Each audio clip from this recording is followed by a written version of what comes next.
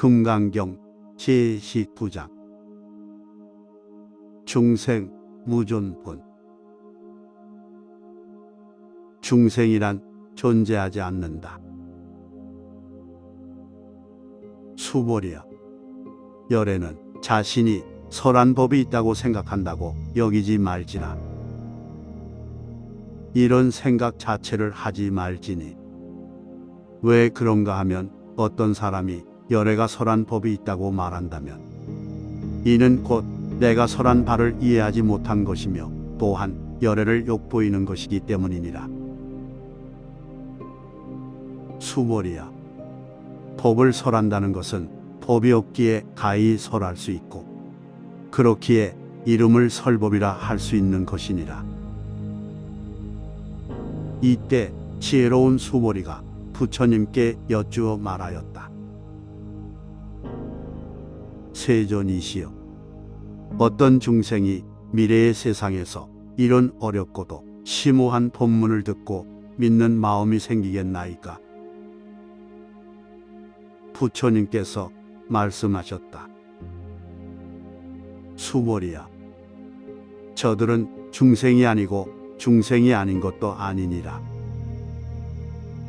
왜 그런가 하면 수보리야, 중생 말들을 하는데 열애가 말하나니 그들은 중생이 아니라 그 이름이 중생인 것이니라.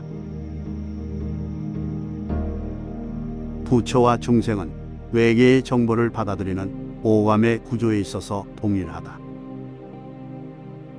둘 사이에 차이가 있다면 그것은 어떤 정보에 초점을 맞추고 또한 그것을 어떻게 해석하느냐이다. 신경과학에서는 전자를 지각, 후자를 인식이라 한다.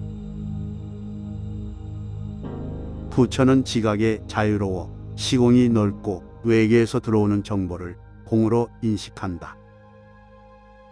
반면에 중생은 지각이 고정되어 시공이 좁고 외계에서 들어오는 정보를 유로 인식한다. 중생은 아집으로 걸러진 편협한 정보를 유로 해석하기에 만물과 단절되어 파편으로 살아간다. 그래서 어쩔 수 없이 생로병사의 수레바퀴에 매이게 된다. 하지만 부처는 순수한 공명에서 들어오는 개방된 정보를 공으로 해석하기에 만물과 일체를 이루며 살아간다. 그래서 나고 죽음이 없으면서 무한한 변화를 즐긴다. 창조를 이루며 영원히 존재하니 이런 부처의 삶을 일컬어 열반이라 한다. 이처럼 지각과 인식의 차이에 의해 부처와 중생은 나뉘고 이런 이유로 부처의 눈엔 부처만 보이고 중생의 눈엔 중생만 보인다는 말도 나오게 된다. 실제로 깨달은 자의 눈엔 중생이란 단 한 명도 존재하지 않는다. 제도할 대상이 없고 제도하기 위해 쓰는 법이란 것도 없다. 존재하는 모든 것이 공이면서 열반인 까닭이다. 그렇다면 어떻게 해야 부처처럼 지각하고 인식할 수 있는가? 이 질문은 성불의 지름길을 묻는 것이다. 그런데 사실 세상에 깨달음을 얻어 부처가 되는 것만큼 쉬운 것은 존재하지 않는다. 억지로 비교하자면 눈꺼풀을 한 번 내렸다 올리는 정도랄까. 길을 걷다가 한쪽 모퉁이에 들꽃이 흐드러지게 피어있는 광경을 떠올려보자. 고운 빛깔과 그윽한 향기에 취해 잠시 발걸음을 멈추고 시선을 집중했다. 중생이란 바로 이런 상태이다. 부처가 촌각의 시간 동안 분별에 빠져 자신의 존재를 잊고 있는 것이다. 따라서 다시 부처로 돌아가려 애쓰지 않아도 감상의 시간이 지나면 저절로 원모습을 되찾게 된다. 얼마 뒤 나그네가 들꽃에 흥미를 잃고 가던 길을 계속 가듯이 말이다. 하지만 그 총각의 시간이 우주의 시간대로 보면 너무 길다. 그래서 분별에서 미리 빠져나오려는 움직임이 생겨났고 그중 극히 일부가 성공하여 부처가 되었다. 나그네의 원모습이 된 자는 다른 나그네들이 들꽃에 심취해 있는 광경을 보면서 어떤 생각을 가질까? 부처들이 잠깐 동안 분별을 감상하고 있는 모습인데 이런 걸 가지고 중생구제니 태호각성이니 정해상순이하며 그들의 손을 잡아끌 것인가? 부처의 눈엔 중생이 보이지 않는다. 다만 잠시 분별에 집중하고 있는 부처들만 있을 뿐이다. 그들 가운데 적잖은 수가 분별에 너무 빠지다 보니 스스로 괴로움을 토로하고 있다. 적당히 감상하다 시선을 돌리면 되는데 그 방법을 깜빡 잊어버린 것이다.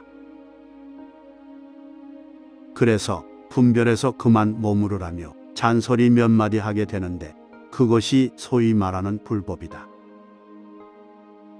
그래서 불법의 실체가 딱히 뭐라고 정해져 있는 것이 아니고 어떤 공식에 의한 난해함을 잔뜩 지니고 있는 것도 아니다.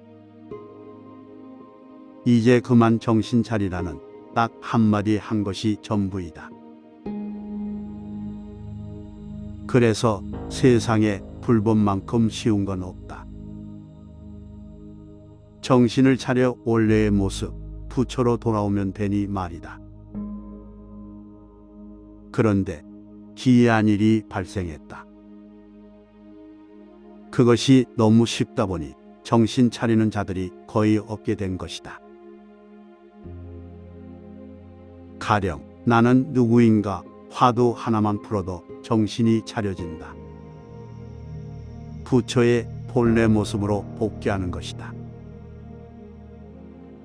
하지만 이 쉬운 화두를 푸는 이는 거의 없다. 자고 이래로 깨달았다는 숱한 고승들 역시 그 실체를 파헤쳐 보면 그렇지 않은 경우가 상당수다.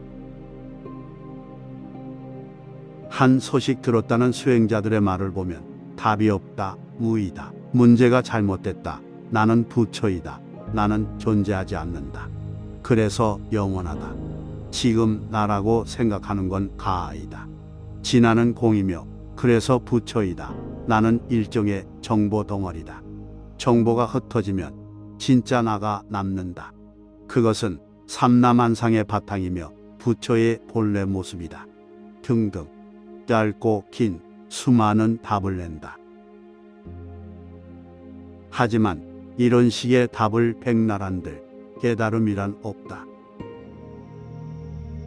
분별의 조합을 통한 답은 설령 그것이 정답에 가까워도 아무런 효력이 없기 때문이다. 세조는 이미 중생은 부처라는 답을 내렸다. 따라서 나는 누구인가의 화두의 답은 그것을 설명하는 것들이 된다. 하지만 들꽃을 감상하고 있는 나그네가 수만 번 나는 부처이다를 외친들 그게 깨달음에 무슨 소용이란 말인가? 분별 속에서 분별을 가지고 풀어서는 화두의 답을 얻을 수 없다. 중요한 건 그가 들꽃에서 고개를 돌려 가던 길을 가는 것이다. 깨닫고 나면 고개를 돌려 제자리로 돌아오는 것만큼 쉬운 건 없다. 이것을 못하는 이유는 분별의 문제를 분별로서 해결하려 하기 때문이다. 이것이 수행자의 발목을 잡는 가장 커다란 요인이며 그래서 세존이 본경을 통해 모든 분별을 걷어낼 것을 반복해서 가르치는 것이다. 그런데 분별을 하지 않는 것도 분별이라는 사실을 아는 이가 드물다.